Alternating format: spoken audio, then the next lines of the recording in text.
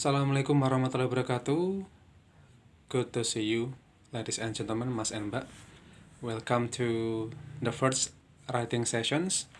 And in this first video sapaan, saya akan jelaskan dulu apa yang akan Anda pelajari ya untuk writing pertama ini.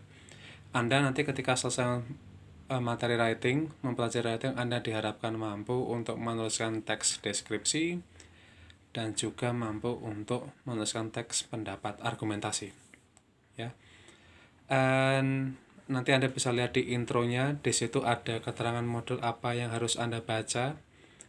Di bagian materi dan diskusi juga ada PowerPoint from the Open University. Nanti silakan bisa diakses, bisa dibaca.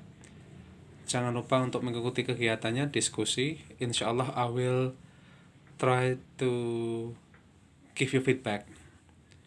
Dan misal selama Anda belajar kok Anda mengalami kendala, Anda silakan contact me via chat ya. Chat yang disediakan oleh Moodle, bukan chat lewat aplikasi lain.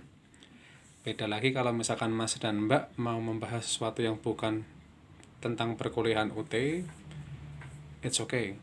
But kalau itu tentang perkuliahan dan tentang materi, you must contact me via Moodle-nya UT. Okay. And then on the last part of your Moodle, itu ada tips, satu from UT and the other one from me ya.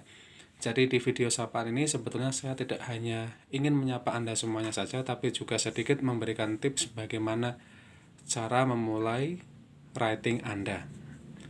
Most of us, when we try to develop our ideas in writing, usually we have problems. Kita biasanya punya problems apa yang mau ditulis. Kadang ketika kita tulis, tulisannya itu seperti circular pattern, muter-muter terus. Sudah dibahas lagi. Habis itu dibahas lagi. Habis itu kembali ke atas lagi. Kalau seperti ini, pasti pembaca akan merasa tidak readable, tidak bisa dibaca dan tidak bisa dipahami.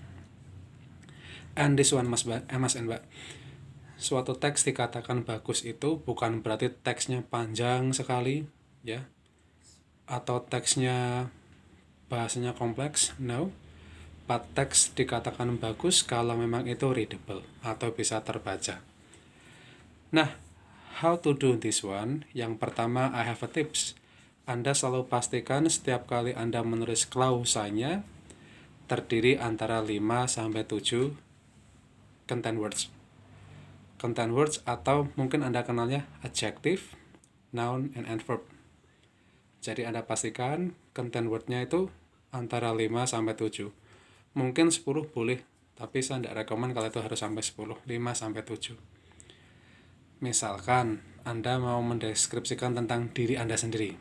Kalau dalam kasus ini I will say saya I am a translator and also a lecturer.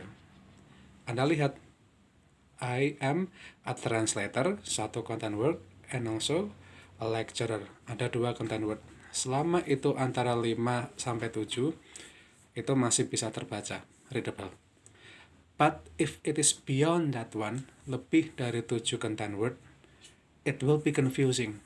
Itu nanti akan membingungkan pembacanya Anda sendiri, pembaca sendiri nanti ya. Efeknya apa? Efeknya teks itu tidak menarik lagi untuk dibaca.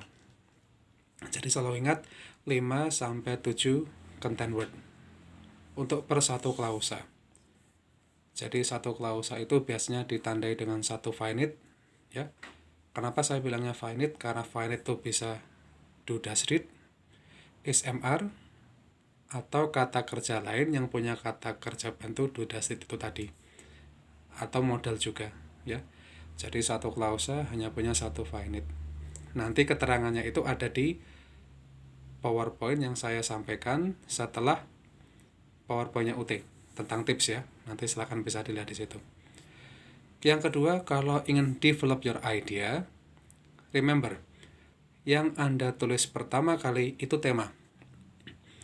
Kalau Mas Mbak mendeskripsikan diri Anda dan mengucapkan I, it means I is the theme. I-nya itu tema Anda itu. Contoh ketika saya bilang I am a lecturer, I-nya itu tema, lecturernya informasi baru. Dari dua hal ini, Mas dan Mbak bisa develop your idea. Bisa develop dari temanya, I, atau dari informasi yang baru. I am a lecturer. Misal, saya mau develop pakai lecturernya. I am a lecturer and I work misalkan in Open University. Contoh seperti itu. Atau I-nya juga bisa, ya. Intinya ketika mendevelop idea itu harus berawal dari tema dan juga informasi barunya. Nah, silakan nanti Mas dan Mbak bisa cek all the parts, silakan bisa dilaksanakan. If you have any questions, silakan gunakan fasilitas chat. You may chat me, ya. But remember, kalau itu diskusi ya masuknya ke diskusi ya. Jadi fungsinya chat itu kalau Anda ada hal yang pengen diklarifikasi boleh lah. Anda bisa chat me. Tapi tetap pakai aplikasinya UT, lewat modulnya UT. Dan kalau ada diskusi silakan Anda masuknya ke diskusi yang sudah disediakan. Okay, hopefully it will be useful for you and keep spirit to learn, ya. Wassalamualaikum warahmatullahi wabarakatuh.